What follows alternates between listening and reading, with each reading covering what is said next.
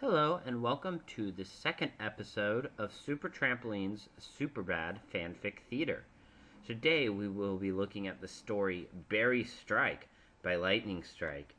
It's a romance, and here's the description.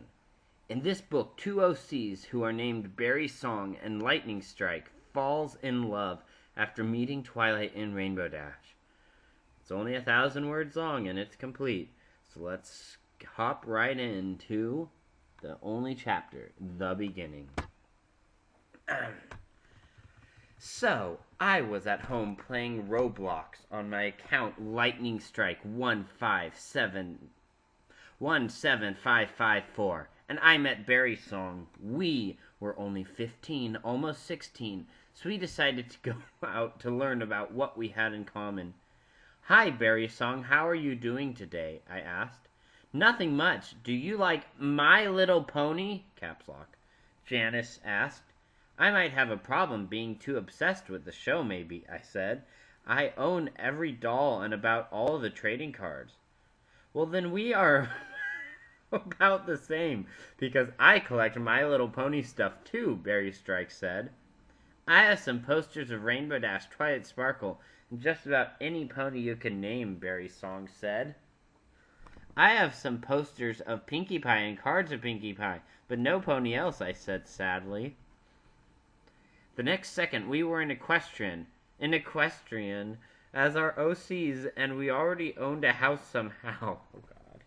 We both decided to go meet Twilight, where we met her at the wrong... H-E-R-E... at the wrong time.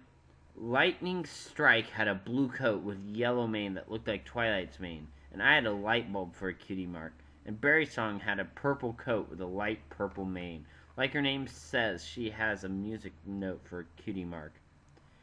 What are you doing here? Don't you believe I should have some privacy? I mean, for crying out loud, I am fucking RD, but just walk on in uninvited, Twilight said. Rainbow Dash immediately stopped rubbing Twilight's breast. So what brought you two here? Rainbow Dash asked. We wanted to ask Twilight why we were teleported to this strange place, I said. What do you mean? You look like ponies to me. What? I looked in a mirror and saw a yellow pony with a blue mane and a light bulb as a cutie mark. Before we came here, we were looking at a mirror. Calm down, you can stay here for a while. Nah, we got our own house. So I went to a bar and grabbed some drinks to go. We finally got home and got drunk. BerrySong started kissing me and I just let her kiss me. Then I came into the kiss and just kissed her back. We'll, since we are alone, want to get naughty. How we aren't human anymore. It hadn't occurred to me she was wearing clothes and so was I. No. Why are you making me read this? Let's strip.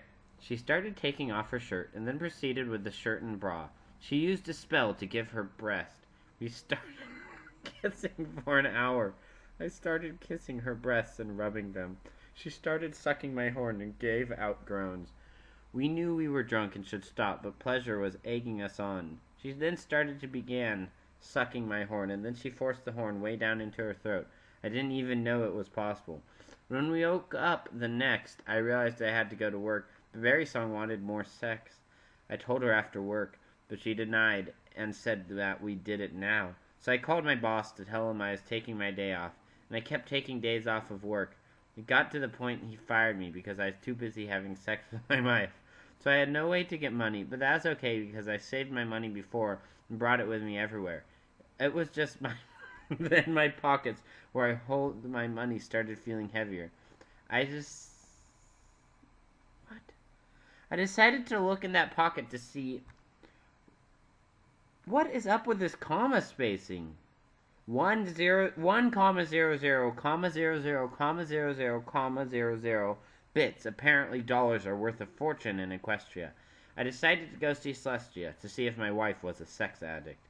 It turned out that BerrySong was a sex addict, but I didn't care because I loved her. Celestia told us more than what we really needed to hear. Turns out that if BerrySong didn't stop having sex, we would have a baby, and I didn't want to take that responsibility. But I decided it would be nice to take care of a filly and have a big family. We mainly did what we did last time, but this time I recognized something. Her belly looked bigger. We decided both to get dressed and go to the hospital. It turned out that she was having a baby. Because I am the father and BerrySong is the more, we decide to name the baby BerryStrike. It turns out they could catch human television in Equestria. And it also turns out that BerryStrike likes to watch Pokemon and Beyblade. Because of mine and my wife's horrible decisions, BerryStrike became like her, and her husband became like me. BerryStrike was now a sex addict, and her husband did whatever BerryStrike wanted. So I guess what we do in our past could affect generations ahead of us. Because, I mean, look at what happened to our baby. I decided to use a spell to go back in time to go to work no matter what BerrySong said. Then I returned to the future to find me very lonely, and I had no child. Me and my wife were divorced, so I had no pony to help me anymore. I had to live on my own now. I decided to go back and make everything the way it was before I went to the past. I'm now living very happy with my baby and wife as our family grows more and more. I just feel sorry for our kid because of our actions. If I knew our actions would affect the baby's life, then I would have tried to stop BerrySong. But I didn't know before that we were ever going to have a baby. Author's note. Thanks for the thumbs down and for the views and the comments. I will remove and other stuff in the book. Well, dear author, they deserve it because this story sucks. Downvote. So, that was something. And I just want you to know that the entire last half of the story, entire last half of the story was one big paragraph. This is a monster, and it now has 103 downvotes to 7 upvotes. I hope you enjoyed my suffering through it. I'm Super Trampoline, and I hope you have a great day.